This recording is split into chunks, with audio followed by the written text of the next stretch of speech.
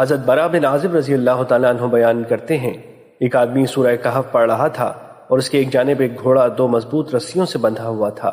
پس بادل کے ٹکڑے نے اس آدمی کو ڈھانپ لیا اور وہ اس کے قریب سے قریب تر ہونے لگا جبکہ اس کا گھوڑا بدکنے لگا۔ جب صبح ہوئی تو وہ نبی صلی اللہ علیہ وسلم کی خدمت میں حاضر ہوا اور آپ سے اس کا تذکرہ کیا۔ آپ صلی اللہ علیہ وسلم نے فرمایا، وہ سکینت تھی جو قرآن کی وجہ سے نازل ہوئی تھی۔ مشکات المصابیح حدیث نمبر 2117۔